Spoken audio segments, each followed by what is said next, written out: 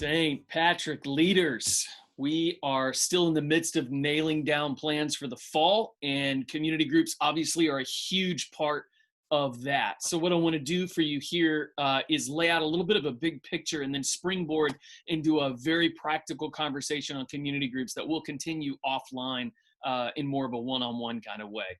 You've heard me talk before about the different spheres of interaction that shape the way that we plan our programs and what's most effective in those spaces, right? So, you've got public space where there's 70 or more people, and then you got social space, 15 to 70, and then personal space, more like a 6 to 15, and intimate space, which is like 2 to 6. And that what you can do in those spaces naturally is a little bit different. Public space is a really good area to show your face, or at least the part of it that's not under your mask. Social space, where you're sharing your values, is great for outreach and welcoming new people in. Personal space, sharing stories and even sharing in each other's stories. And then intimate space, perfect place to be able to share your heart. Now, even outside of the church, this is how our relationships tend to work. Often you're a part of a wider public sphere of people. You share a grocery store, schools, marketplace. Then there's a tighter group within those folks who share values concerning those things. A dozen or so of those people are fairly committed to regularly interacting on a personal level.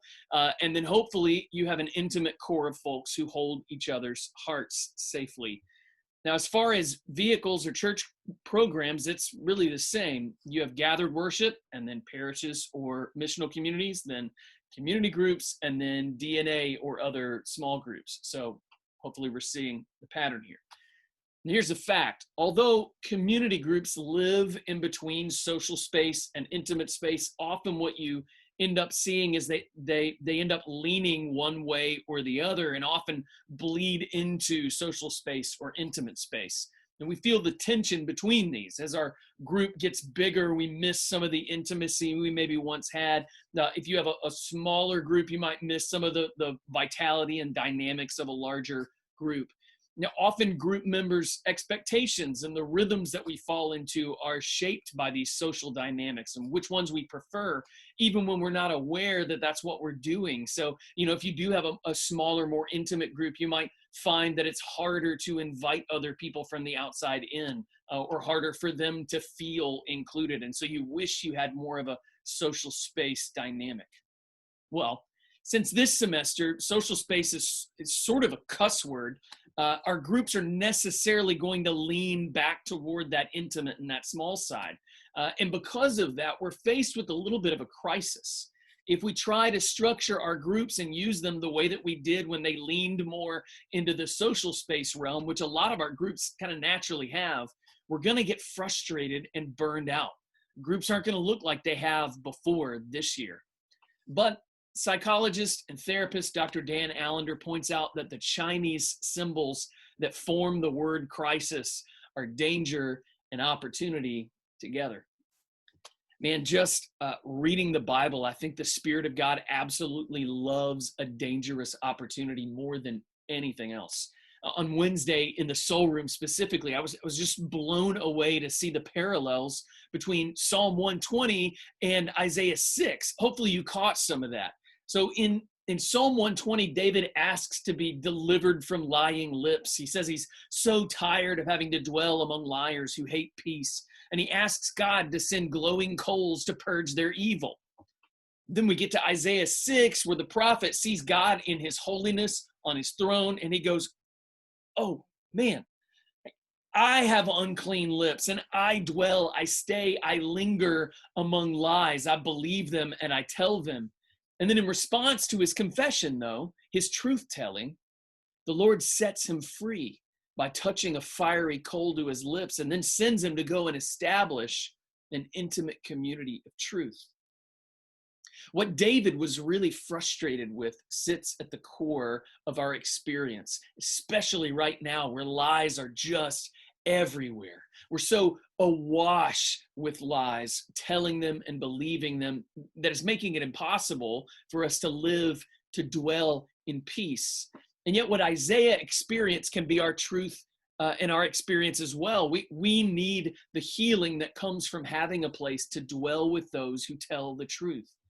It's a dangerous way to live, but it's also an incredible opportunity. It's a crisis. This is a season for community group leaders to lean into your intimate core, to build your group rhythms around the things that personal and intimate spaces do well, sharing stories and hearts. Practically, here's what this means. If you're only going to have a third of your group in attendance, and whether that's because that's the only number of people that feel comfortable, or if that's because you've just had to subdivide your group into more intimate subgroups to make social distancing possible, which we encourage, let's view this as a strength and do what personal and intimate groups do best. And what we've seen from Scripture is that people desperately need places now, maybe more than ever, to share the truth about their stories and their hearts. And we just so happen to have the time and the space that's suited for that kind of dwelling together. So take my group, for example. We're a big group. Most of us have small children. So what we're going to do is alternate every other week between men and women meeting in intimate groups, and then their spouses staying home with the kids. On those weeks where I have the dozen or so guys who are likely to come, we're going to be reading and discussing Dane Ortland's powerful little book, Gentle and Lowly, talking about the heart of Jesus. And I'll be using that to guide them in sharing their stories and hearts with each other. Now, your smaller groups may decide to do Disciple DNA together. That's another great opportunity to sort of delve into each other's worlds.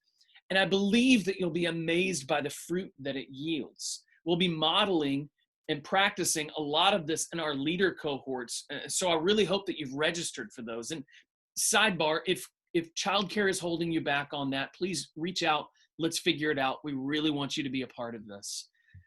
Now, this is not to say that we're just going to neglect the 2/3 of folks who can't or won't gather in these more intimate ways. As I said last week, we're going to have to go after them where they are. But there's no sense in gearing community groups for people who aren't coming and aren't gonna come when we could be harvesting the low-hanging fruit of regular intimate time with a few committed hearts. It's also not to say that we don't need to acknowledge and grieve what we lose by letting our social spaces and even the upper end of our personal spaces lie fallow for maybe another full year. It's incredibly sad and painful to think of the welcome that we can't offer people who desperately need it right now. But it's also encouraging that what we can do is spend this time lighting a fire in the hearth so that when they are able to join us, they'll have a warm and inviting place to share our table. I'll be in touch with each of you in the next couple weeks to talk more specifically about how we can support you as you flesh this out in your individual groups. Peace out for now, y'all. Blessings. Please register for a leader cohort. It will resource you to be able to do this well. Thanks.